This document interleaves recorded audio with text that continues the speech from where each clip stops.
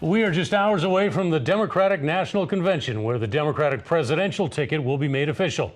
Thanks for joining us. I'm Rob McCartney. I'm Julie Cornell. We have team coverage tonight. Kaylin Norwood is in Chicago with last-minute preparations for the convention. First, Alex McClune is getting the facts on Tim Walz's campaign speech during his trip to La Vista this weekend. Alex. Rob, Julie, Walz touched on taxes, briefly mentioned joining the National Guard, and let his former student talk about his abortion record. In all, this weekend's speech could use some context when it comes to your vote.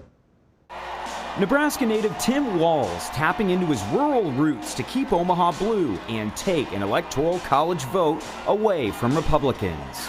Do you think J.D. Vance knows one damn thing about Nebraska? Walz spent part of Saturday's rally attacking Vance and Donald Trump. You think he's ever had a runza? You think he's ever had a runza? That guy would call it a hot pocket. You know it. The governor also allowing his former Alliance High School student to talk about his abortion record. Made Minnesota the first state to pass a law codifying abortion rights after Donald Trump overturned Roe v. Wade. It's a fact Walz made Minnesota the first state to pass a law codifying abortion rights after the reversal of Roe v. Wade. Minnesota state Democrats took advantage of their control of the state's legislature. The Supreme Court, though, overturned Roe, and factcheck.org says Trump appointed 3 of the 9 justices, giving the court the conservative majority needed for the reversal. Trump has said he would leave abortion restrictions up to the states. President Trump has been very clear that it's up to the states. He would not sign a national abortion ban. He believes in finding consensus. Next, the National Guard record. 2 days after I turned 17, I went and raised my hand and joined the Nebraska Army National Guard.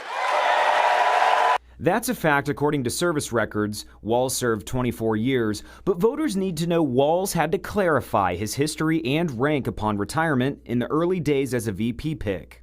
Our D.C. Bureau reports Walz held several positions culminating his career as a command sergeant major, but retired at the lower master sergeant rank because he did not complete proper coursework. The Harris campaign website once wrongly listed Walz as the higher rank, which has since been removed. Walz did not serve in a combat zone, but his unit went to Italy to support security missions in Europe. Now, when it comes to taxes, Cutting taxes, not for the billionaires, but for the folks in this room in the middle class. this needs context. Vice President Kamala Harris pitched her economic policy Friday, a plan that would impose a federal ban on price gouging groceries, enact a new $6,000 child tax credit for families with newborn children, and give first-time homebuyers $25,000 in down payment support, among other proposals.